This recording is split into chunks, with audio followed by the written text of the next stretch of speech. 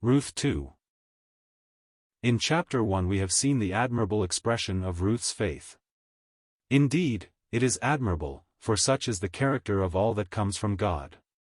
Did not Jesus himself admire the centurion of Capernaum who through faith acknowledged his own unworthiness and the omnipotence of the Lord's word to heal his servant? Chapter 2 now shows us different characteristics of this faith and the blessings that grace brings to it.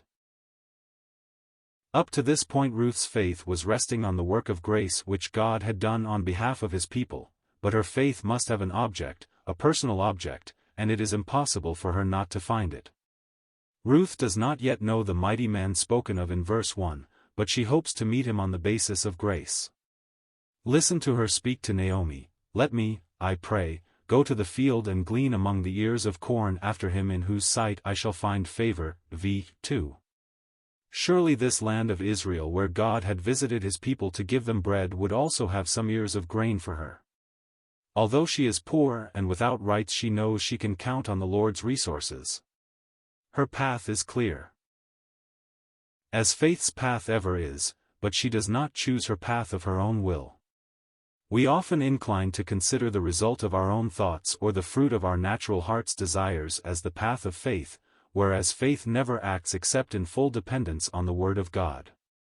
Ruth consults Naomi and Naomi tells her, "Go, my daughter." Certainly God will guide her in this path. His providential grace brings her into the field of Boaz. Boaz, a member of the family of Elimelech who had died, takes his place, so to speak.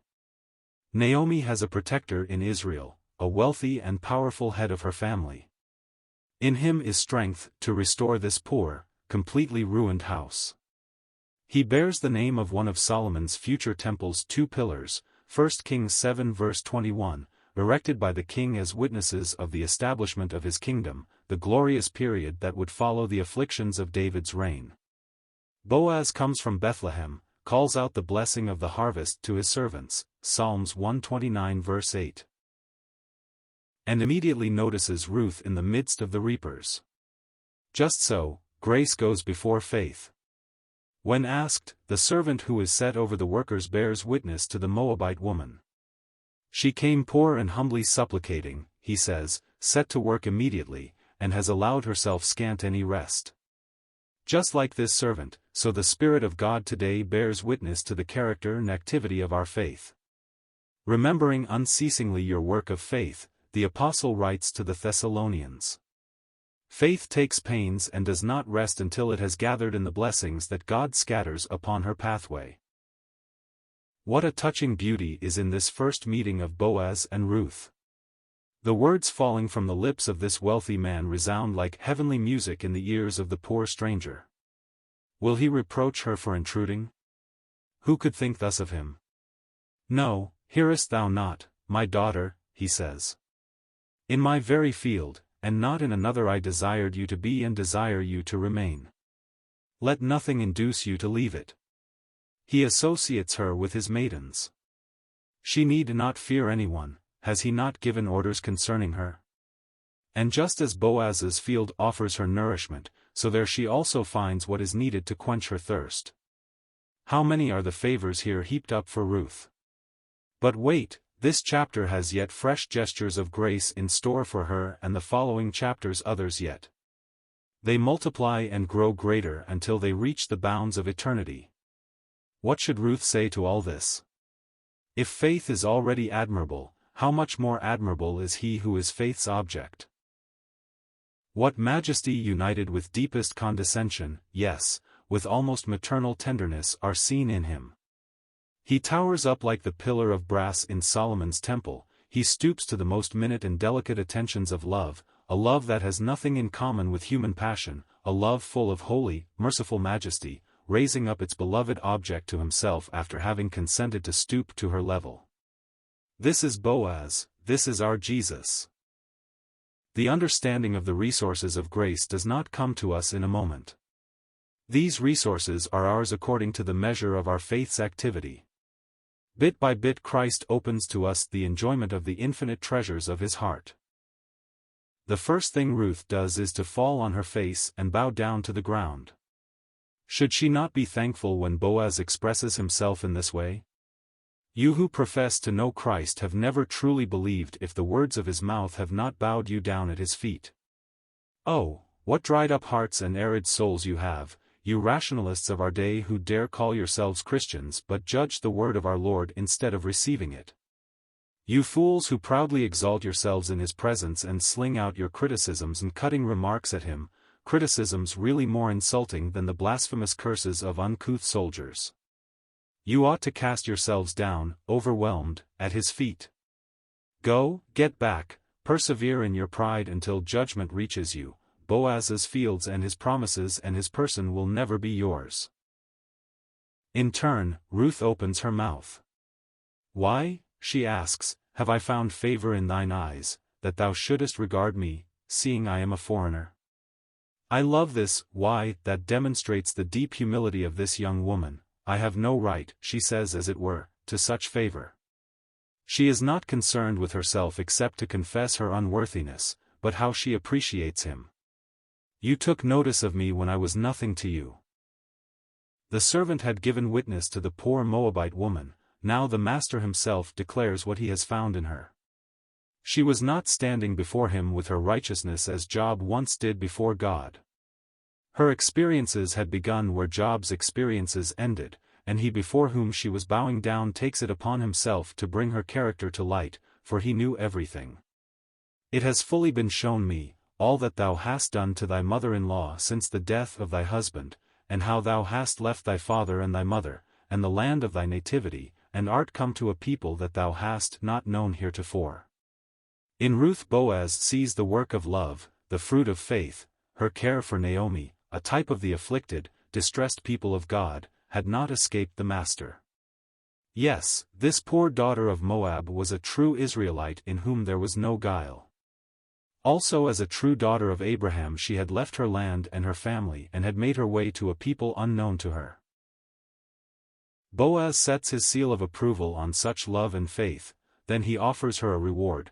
Jehovah recompense thy work, and let thy reward be full from Jehovah the God of Israel, under whose wings thou art come to take refuge. The reward is not faith's object, but rather serves as its encouragement. Ruth answers as Moses once did in Exodus 33 verse 13. Boaz's praise does not puff her up, she is well aware that all is grace and she desires to find yet more grace. She recognizes his authority over her and declares herself to be his unworthy servant. Then he singles her out for honor by inviting her to his feast. Ruth sits at Boaz's table. What a mark of favor for this poor foreigner. She ate and was sufficed, and reserved some. Isn't this scene similar to that of Jesus multiplying the loaves? The fellowship that Ruth has just found at Boaz's table does not cause her to forget her task. On the contrary, she draws new strength from it for fresh activity with more abundant and more blessed results than ever before. In order to be effective, our work must flow from what we have received for ourselves, and it will be all the richer in results the greater the measure in which we have personally enjoyed the Lord's presence. A heart nourished and refreshed by Christ can never be selfish. Is it not written, "Out of his belly shall flow rivers of living water," John 7 verse 38. Ruth thinks of Naomi, and when she returns she brings her the remainder of her meal and that which she had gleaned. Likewise, the believer devotes the fruit of his labor to God's people and seeks their prosperity. How few Christians there are who realize these things.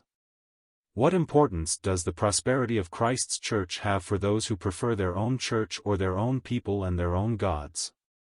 God's poor, afflicted people do not appear to be worth caring for to these indifferent hearts. They may perhaps insist on the work of the gospel before the world, but a heart that is in fellowship with the Lord does not sacrifice the one for the other. The Apostle Paul was just as much a minister of the assembly as he was a minister of the gospel. He loved the church which Christ in his love had purchased with his own blood. It was far from Paul to love a sect or a church of his own invention. He knew only Christ's assembly, and he was jealous as to her with a jealousy which was of God, so that he might present her to the Lord as a chaste virgin. Naomi's heart is full of gratitude toward the man who had shown regard for Ruth when he might have rejected her as a foreigner. What sweet conversation is this exchange between these two God-fearing women. Ruth speaks the charming name of Boaz, and Naomi responds by giving thanks to him who had not left off his kindness toward the living and the dead. What a touching character Naomi displays. Ruth shows more the initial enthusiasm of young faith, whereas Naomi reveals the experience of a faith matured in the school of testing. Young Christian souls, don't heedlessly pass over the experience of those who have known the Lord longer than you have. Naomi helps her daughter-in-law to know him better. The man is near of kin to us, one of those who have the right of our redemption.